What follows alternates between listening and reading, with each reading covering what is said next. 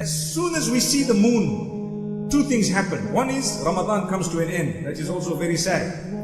Eid is declared.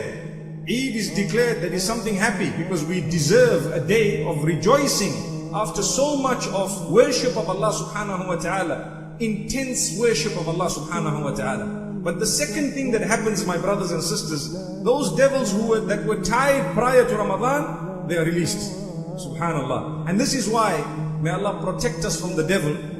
On the day of Eid, many people without knowing or sometimes knowingly, they start to commit sins that displease Allah. Yet it is the day of pleasure, the day to please Allah subhanahu wa ta'ala. So the clothing that we are wearing on the day of Eid, especially when it comes to our sisters, let us make sure that it is cut in a way that will please Allah. It is His day. It is His day. Whatever we plan to do on that day, we should never plan to do anything that will displease Allah. Look, my brothers and sisters, every time there is a happy occasion, we celebrate it by increasing the acts of worship.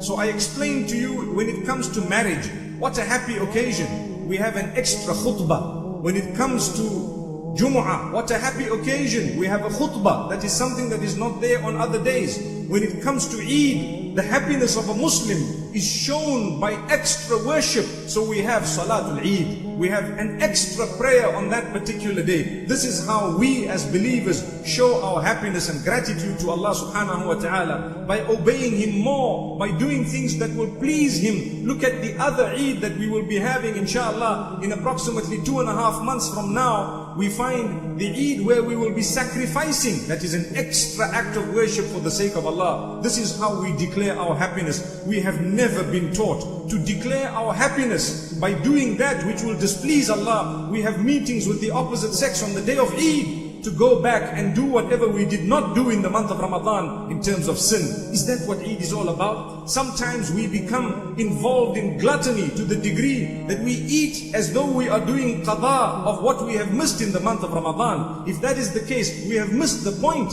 It is a day of eating, but it is not a day of gluttony. May Allah subhanahu wa ta'ala protect us. It is not a day when we are supposed to eat until we get sick. That is not Eid. Eid is a day when we are conscious of Allah. We thank Him for having given us a beautiful season and having come out with the forgiveness. This is why, my brothers and sisters, are you aware of the fact that the eve of the Eid, once the moon is sighted, it is known as Laylatul Jaiza. It is known as the eve of prize giving. And this is why in one narration, the Prophet ﷺ says that Allah subhanahu wa ta'ala calls out to His angels on that eve and He asks them, what do you think the reward of a slave who has fulfilled his job is? They will say, oh our Lord, it is to be given what he was promised. So Allah subhanahu wa ta'ala says, all my worshippers who have fasted for me, who have prayed for me, oh my angels, I let you bear witness that I have forgiven them completely. It is the night of forgiveness when the prizes are given. You know, a child who has been to the school through the year and worked very hard is a child that deserves the prize. And there will be a night where that prize is actually given to the child, making the child feel happy. What about the prize dished out by Allah subhanahu wa ta'ala? And that is forgiveness and freedom from Jahannam. If I were to die now, I have no hope but in the mercy of Allah subhanahu wa ta'ala. May Allah have mercy on myself and yourself.